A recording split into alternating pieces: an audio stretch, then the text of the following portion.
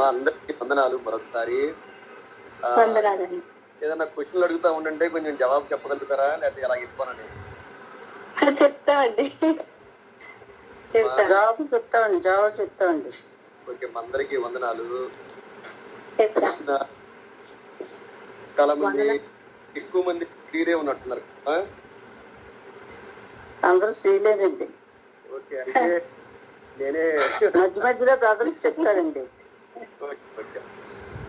మధ్యలో బ్రదర్స్ చెప్తారండి. నేను మీటింగ్ లో మాత్రం అందరూ స్త్రీలేనండి.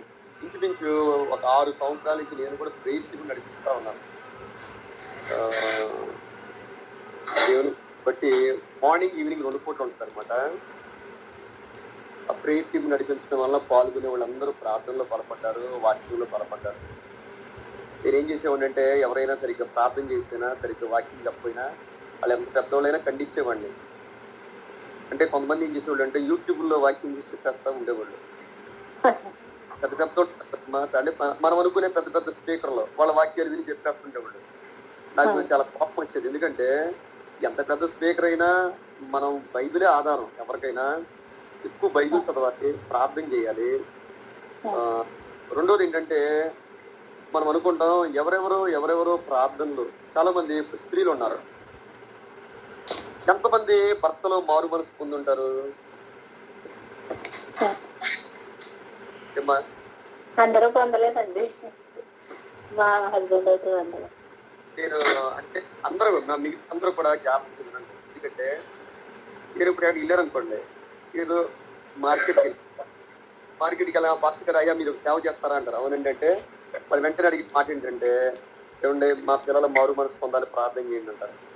మా భర్త మారు మనసు పొందాలి, ప్రార్థన చేయండి అంటారు. నేను అడిగేవాడిని, నేను ప్రార్థన చేస్తే మీ హస్బెండ్ మారిపోతారా అనేవాడిని.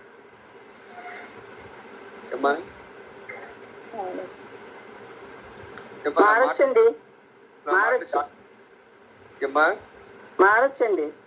ఒక వాక్యం చూపించండి బైబిల్లో. మీరు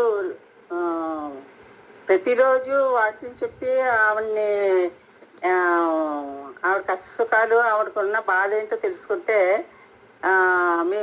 మీరు అది ప్రార్థనలో పెట్టడం వల్ల తన ఏదో రోజు ఆ మేలు పొందడం గ్రహించి, బ్రదర్ ఇలా చెప్పారు కాబట్టి నేను మారు మనసు పొందాలి, దేవుని యందు ఉంటే ఇంకా ఆనందం పొందుతుంది అన్న ఉద్దేశం ఆమె కలుగుతుంది కనుక మారు మనసు పొందుతుందండి.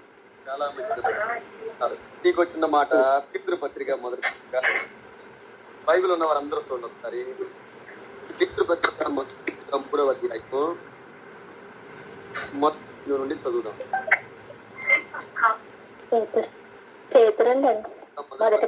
అధ్యాయము మొదటి వచనం నుండి. అటువలనే మీరు మీ స్వపురుషులకు లోబడి ఉండుడి. పురుషులకు లోబడి ఉండుడి.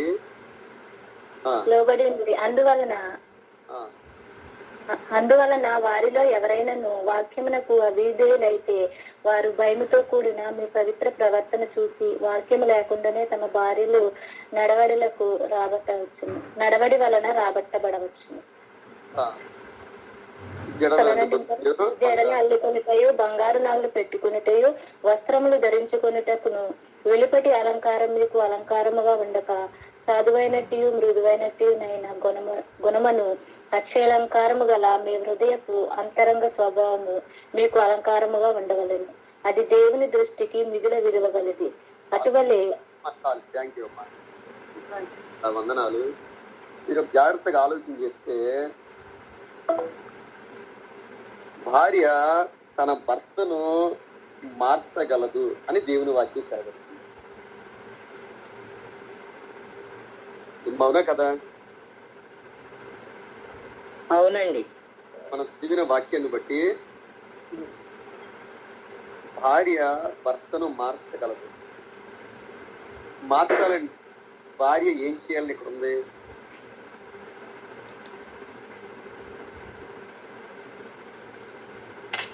అటువలే స్త్రీలారా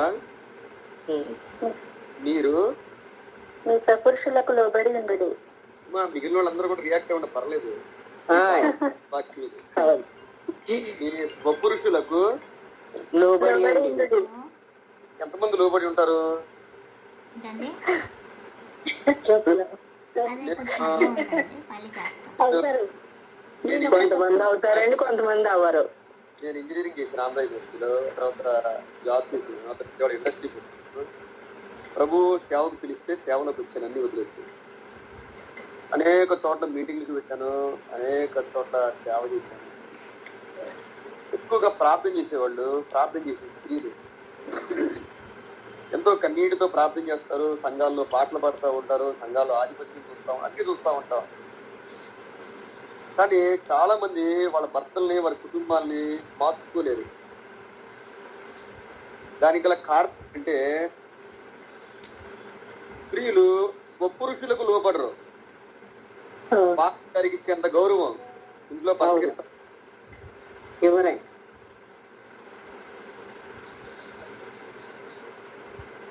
పాస్టర్ని ఎలిట్ చేసేంతగా చేయరండి చాలా మంది. అవును, కరెక్టేనండి. దేవుని వాక్యం ఏం చెప్తా ఉంది? పాస్టర్ని అలా చేసేయండి, ఇలా వాళ్ళకి లోపడండి, వాళ్ళని గౌరవించాలి. కానీ ఇది ఆజ్ఞ. మీరు మీ స్వపురుషులకు లోబడి ఉండుడి అంతే. స్వపురుషుడు అంటే ఆయన చర్చికి రావచ్చు, రాకపోవచ్చు, తాగొచ్చు, తిరగొచ్చు, ఎన్నో చేయొచ్చు. ఒక స్త్రీ ప్రార్థన చేస్తా ఉంది, ప్రభువా 3 దినాలు ఉపవాసం ప్రార్థన చేస్తున్నాను, మా ఆయన మారిపోవాలి. ఈ 3వ దినం అయ్యేసరికి వాళ్ళ ఆయన ఎప్పటికంటే ఎక్కువ తాగొచ్చు. సామాన్యంగా మనం ప్రార్థన చేసేటప్పుడు ఎప్పుడు కూడా ప్రార్థన మనం ప్రారంభించగానే మనం అనుకున్నవన్నీ వ్యతిరేకంగా జరుగుతూ ఉంటాయి. మన ప్రార్థన దేవుడు ఆలకిస్తా ఉన్నప్పుడు అపవాది ఏం చేస్తాడంటే మన ప్రార్థన వ్యతిరేకమైన అన్ని కూడా చేస్తాడు. ఒకసారి రామ్మా, నీ గది తుడిచి 15 రోజులు అయింది. ఎలాగైనా కూడా నా గదిలోకి వెళ్ళిపో. ఇలా వచ్చాను. మ్యూట్ లో పెట్టుకోండి గ్రేస్ ఆంటీ, పెట్టుకోండి. గ్రేస్ ఆంటీ మ్యూట్ లో పెట్టండి. ఎలాగైనా మన ప్రార్థన మానిపించడమే సైతాన్ యొక్క ప్లాను. ఎవరైనా యేసు ప్రభు వారు 40 దినాలు ఉపవాసం నుండి ప్రార్థన చేస్తే ఏం జరిగింది? అపవాదు వచ్చాడు. చూడండి, అపవాదు వచ్చాడు. ఎప్పుడైనా ఊహిస్తాం మనం? 10 days లో 40 రోజులు ఉపవాసం ఉండి చాలా మంది అనుకుంటారు నా కష్టాలన్నీ తీరిపోయినాయి, నా బాధలన్నీ తీరిపోయినాయి, నా ఇంట్లో ఇంటి చీకటి అయిపోయింది, అన్ని అయిపోయినాయి అనుకుంటాం. మనకు తెలియదు 40 రోజులు ఉపవాస ప్రార్థన అవగానే వచ్చేది సైతానుడిని. మనం గమనించుకోవాలి, మనకి ఏ అవసరం ఉందో ఆ అవసరం తీర్చడానికి వస్తాడు అపవాది. ఆమె 3 రోజులు ఉపవాస ప్రార్థన అవగానే వాళ్ళ ఆయన ఇంకా తాగి వచ్చేసి కంటే నాకు ముందే తెలిసి ఈయన మారడనేది. ఎందుకు ప్రార్థన చేసినట్టామా? లేకుండా చేస్తుంది. మనం కూడా మన జీవితాల్లో చాలా విషయాలు అలాగే ఉంటామండి. అవునే. ఎప్పుడు కూడా మీరు గుర్తుపెట్టుకోండి, మన ప్రార్థన దేవుడు వింటాడు అని మనం నమ్మకం లేనప్పుడు మన భక్తి వేస్ట్. చాలా మంది వాళ్ళ ప్రార్థన మీద ఆధారపడరు. ఎవరెవరో మన కోసం ఎందుకు ప్రార్థన చేస్తారు? ఇప్పుడు మన ఇంట్లో మన బాబుకి ఒంట్లో బాగాలేదు, మనకుండే బాధ పాస్టర్ గారికి ఉంటుందా? ఉండదు. ఎక్కడో ఉన్న పాస్టర్ గారికి అసలు ఉంటుందా? ఉండదు. మీరు ఫోన్ చేద్దమ్మా నీకోసమే ప్రార్థన చేస్తున్నానమ్మా అంటారు. చేస్తారా? నిజంగా చేస్తారా?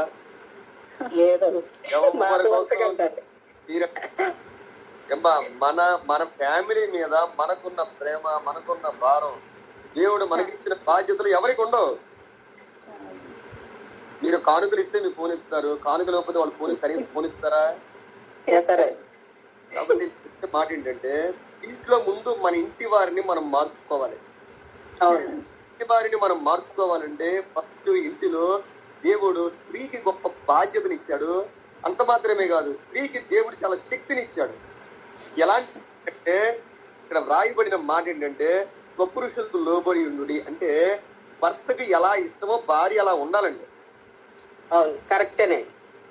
నేను నా ఇష్టం వచ్చినట్టు ఉంటాను. చాలా మంది ప్రార్థన చేసే స్త్రీలు నేను ఇలాగే ఉంటాను అంటారండి. ఇంకా ఏమంటారు, ఇప్పుడు నాతో మాట్లాడుతున్నాడు అనుకుని చాలా మంది భర్తకి అన్ని విషయాల్లో సహకరించరండి. అందువల్ల వారి జీవితంలో సంఘాల్లో వారికి గొప్ప పేర్లు ఉందే అనుకుంటారు వాళ్ళు.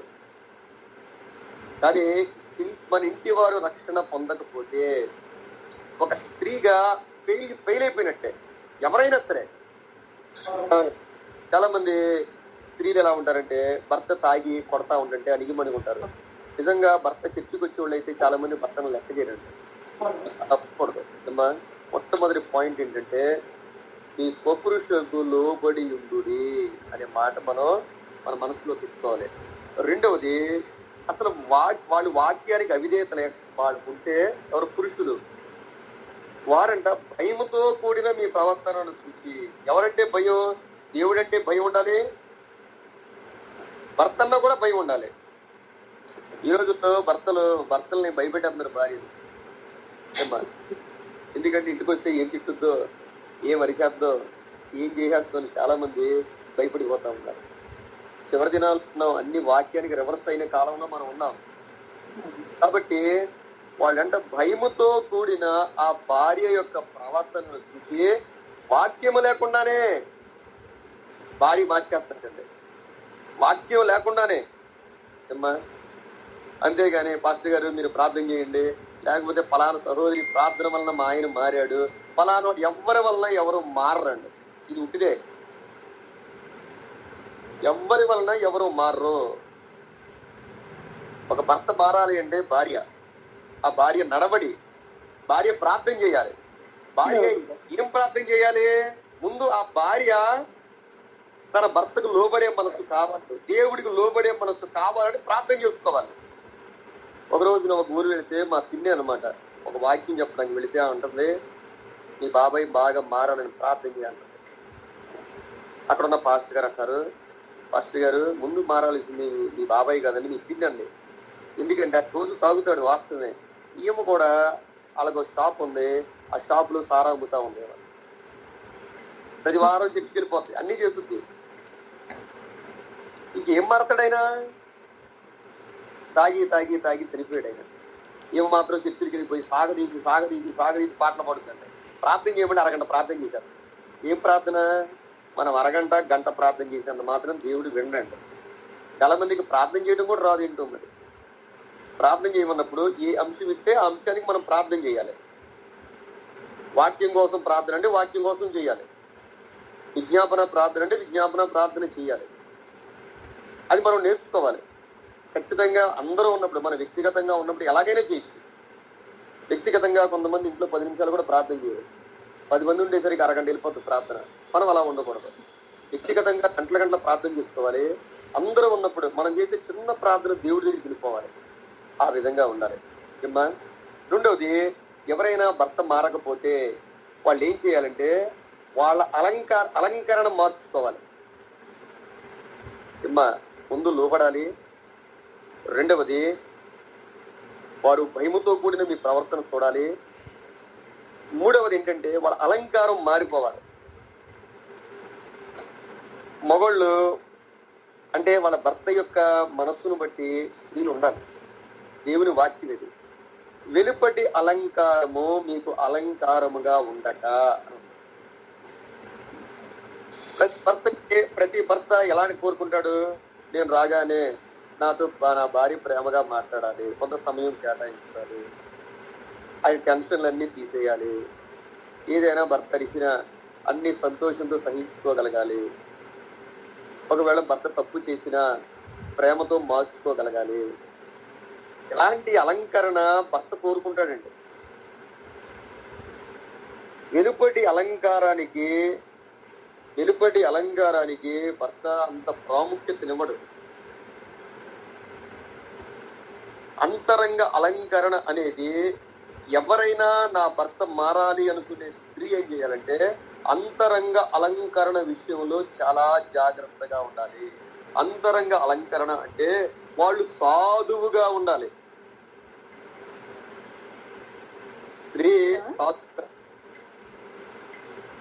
స్త్రీ సాధువుగా ఉంటే ఖచ్చితంగా ఇల్లంతా కూడా సంతోషంగా. మీరు చూడండి, ఏ కుటుంబంలోనైనా పిల్లలు దీవించబడ్డారు, ఆ కుటుంబం సంతోషంగా ఉందంటే కేవలం 90% స్త్రీని బట్టే ఉంటది. వాళ్ళు సాధువుగా ఉండాలి. రెండవది, మృదువుగా ఉండాలి. చాలా మంది స్త్రీలు అనే మాట ఏంటంటే నా భర్త నన్ను ప్రేమించట్లేదండి అంటారు.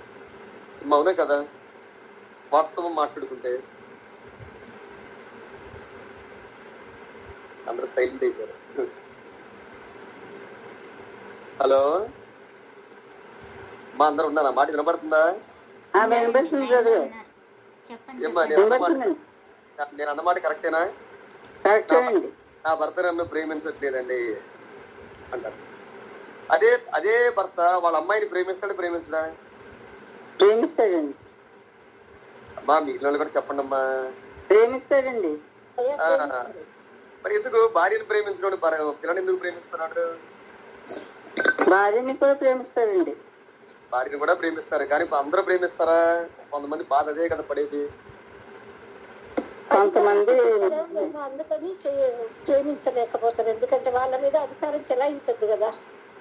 అంటే పాప అనుకోండి, పాప ఏం చేస్తుందంటే తండ్రికి ఎదురు చెప్పదు. అంటే భర్త ఏంటంటే నా భార్య మృదువుగా ఉండాలి అని కోరుకుంటాడు. మనం బయట వ్యక్తులు చూడండి, అయ్యా వందనాలండి అంటాం. అదే భర్తనేమంటాం? చేసినవులే భలే చేసినవులే అంటామయ్యా. చాలా మీరు ఆలోచించండి, మనకి ఎందుకు పనికిరాని వాళ్ళు బయట వాళ్ళు మనం ఎంతో గౌరవిస్తాం. రెండు సార్లు కూర్చుండి సార్ టీ తాగుతారా, కాజీ తాగుతారా, ఎంత ఎంత ప్రేమగా ఆప్యాయంగా మనం ఇంత రిసీవ్ చేసుకుంటాం. మరి కుటుంబం కోసం అంత ప్రయాసపడే భర్త విషయంలో ఎలా ఉండాలి అంటే మన ఆలోచన విధానం ఒకసారి మనం ఆలోచన చేసుకుంటే అన్నిటికంటే ప్రాముఖ్యత ఏంటంటే నా కుటుంబం కట్టబడాలి. అది చాలా ప్రాముఖ్యమైన అంశంగా తీసుకోవాలి. కాబట్టి వెలుపటి అలంకారానికి, వెలుపటి అలంకారం అంటే మనం వేసుకునే బట్టలు బయటలు పొగుడుతారు, వేసుకునే బంగారం బయటలు పొగుడుతారు. అది మనకు అంత అవసరమా? గౌరవంగా ఉండడం ఇంపార్టెంటే, కానీ అంతకంటే మించింది మన కుటుంబము ఇంపార్టెంట్ అనే సంగతిని మనం జ్ఞాపకం. ఈరోజు ప్రాముఖ్యమైన మన కుటుంబం మాట్లాడి ఎలా పురుషులు కూడా ఉన్నాయండి బైబిల్లో. దేవుడు కొన్ని ఆజ్ఞలు పెట్టాడు తిమోతి పత్రికలో. పురుషుల కంట కోపం ఉండకూడదు, అనుమానం ఉండకూడదు అంటే. పురుషులకి కోపము అనుమానం, కోపము సంశయము లేని వారై పవిత్రమైన చేతులు ఎత్తి వాళ్ళు ప్రార్థన చేయాలి. బైబిల్లో చాలా మంది అసలు స్త్రీల కంటే పురుషులు ఇంకా ఎక్కువ ప్రార్థన చేయాలి. దేవుడు వాడికి ఇచ్చిన ఆజ్ఞ అది. కానీ ఇంట్లో మనోళ్ళు ఏమంటారంటే నువ్వు ప్రార్థన చేస్తున్నావుగా చాలే అంటారు. అక్కడే అనమాట. పురుషులు కూడా ప్రార్థన చేయాలి. అలా చేయాలి అంటే నడిపించుకోవలసిన బాధ్యత ఇంట్లో భార్యకు ఉన్నది అనే సంగతిని మనం జ్ఞాపకం చేసుకోవాలి. అంతేగాని మన ప్రార్థన వల్ల మారిపోతారు అనేది బైబిల్లో ఎక్కడా లేదండి.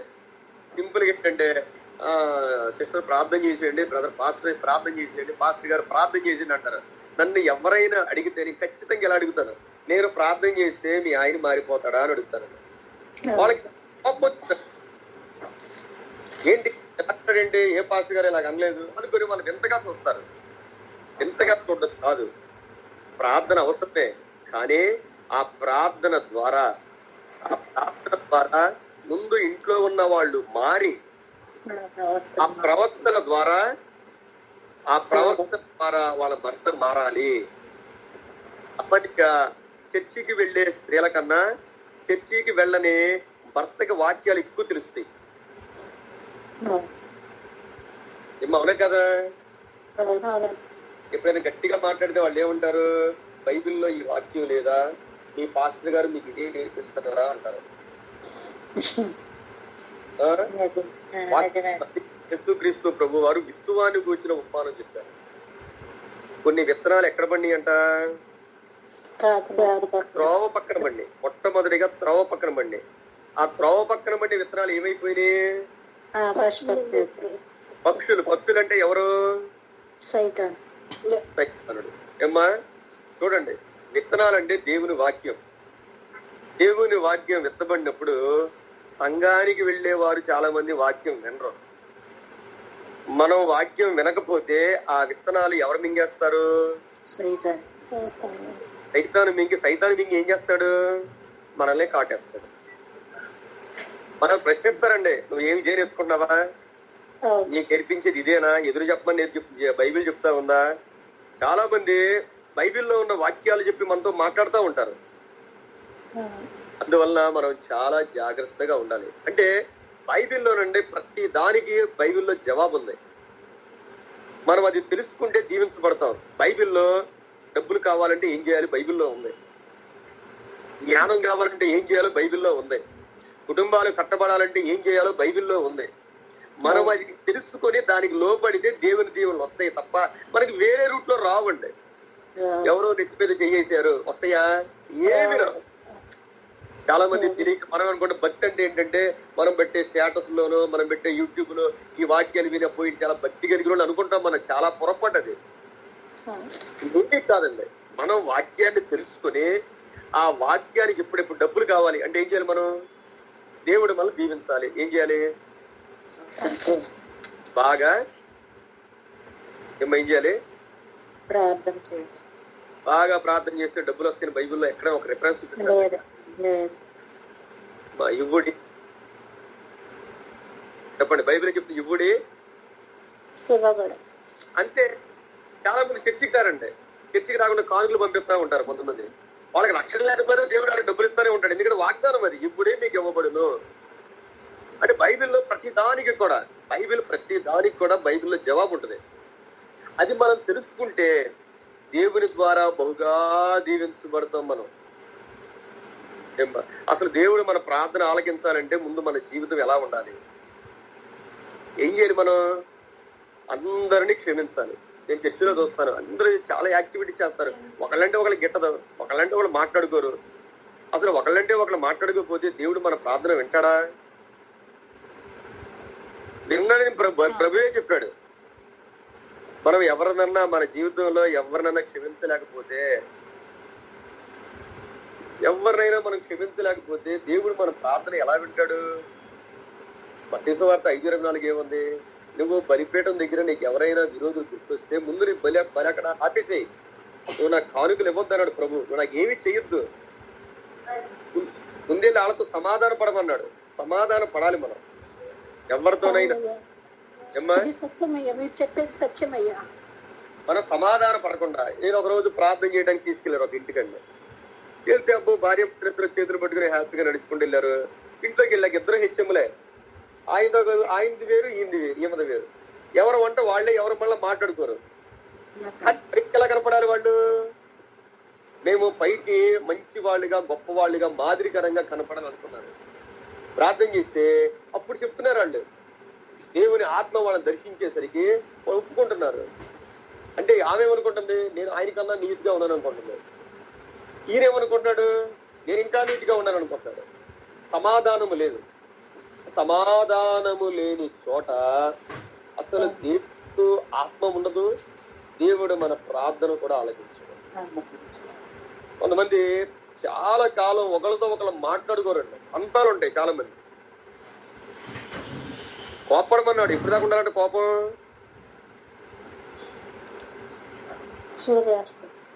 సూర్యుడు అంతే రాజీ పడిపోవాలి. ఎవరి కోసం? దేవుని కోసం. రాజీ పడకపోతే ఏమవుతుంది? సమాధానం లేకపోతే సైతాన్ వస్తాడు. గుర్తుపెట్టుకోండి, ఎక్కడ గొడవలు ఉంటే అక్కడ సైతాన్ ఉంటాడు.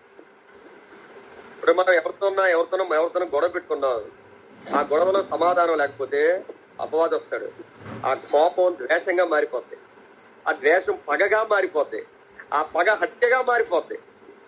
ఈ మొహాలు చూసుకొని ఇంకా విరోధులైపోతాం. చివరికి జీవిని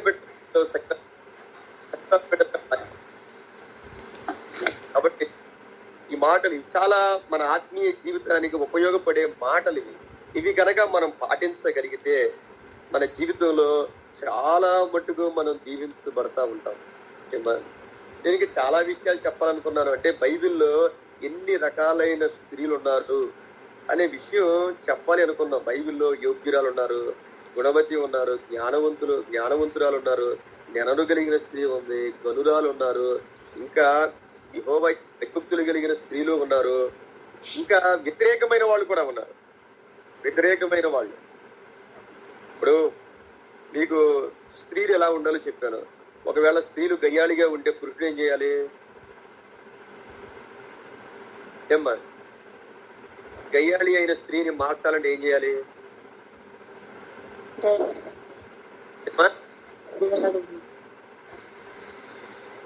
ఎవరైనా ఏమ్మా భర్త ప్రార్థన చేయాలండి. చాలా మందికి గయ్యాళి అని భార్యలు దొరుకుతారు.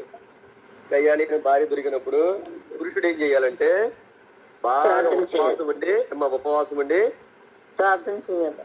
ఉపవాసం ఉండి ప్రార్థన చేస్తే ఏమీ అవదండి. ఏం చేయాలంటే దేవుని వాక్యం చెప్తుంది, వాళ్ళంట మిద్ది మీదకి వెళ్ళిపోయి మూల కూర్చోవాలండి, అంతే. ఇంకా ఏం చేయాలి? ఇక అంతేనండి, ఇంక సిచ్యువేషన్ ఉండదు, అది పోదు. ఇక పెళ్లి అయిన తర్వాత ఇక అంతే జీవితం. ఇక రాజీ పట్టుకోవాలి. ఈ పురంగి పత్రికలు ఉన్నట్టు పద్దాగా దెబ్బలాడుకోవడం కన్నా ఎవరికాళ్ళు దూరంగా ఉండండి, సమాధానంగా ఉండడం మేలని బైబిల్ చెప్తుంది, అంతే. ఇంకా అవన్నీ ముందే చూసుకోవాలి, ఇంకా చెప్పలేము. దేవుని చిత్తం, దేవుని ప్రణాళికలు ఎలా ఉంటే మనకు తెలియదు. ఎలాంటి భర్తనైనా భరించే ఓపిక స్త్రీకి ఉంటది, కానీ గయ్యాళి అయిన భార్యని భరించే బదులు పురుషుడు అంటే ఏం చేయాలి? అందువలన ప్రతి ఒక్కళ్ళు మిద్ది మీద, పురుషులు ముందుగానే మిద్ది మీద చిన్న గది చూసుకోవాలి.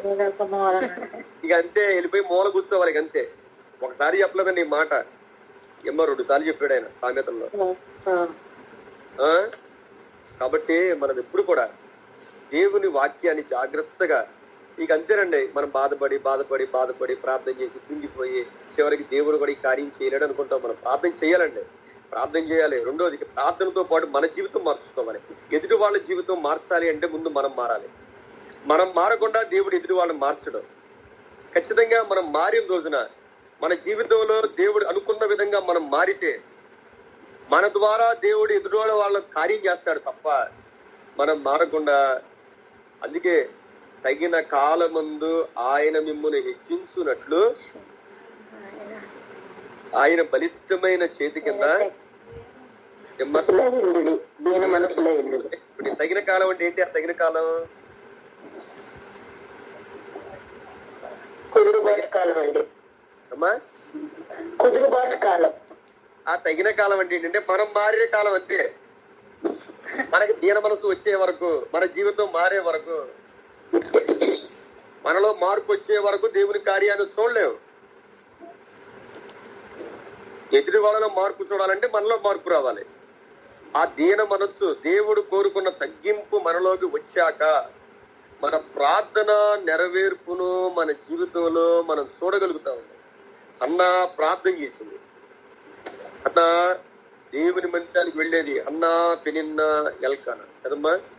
అన్న ప్రతి సంవత్సరం వెళ్ళేది ఆమె ప్రార్థన చేసేది. దేవుడు చూస్తానే ఉన్నాడు, దేవుడు గమనిస్తానే ఉన్నాడు. కానీ ఆ సంవత్సరం ఆమె చేసిన ప్రార్థన ఒక ప్రత్యేకమైన ప్రార్థన.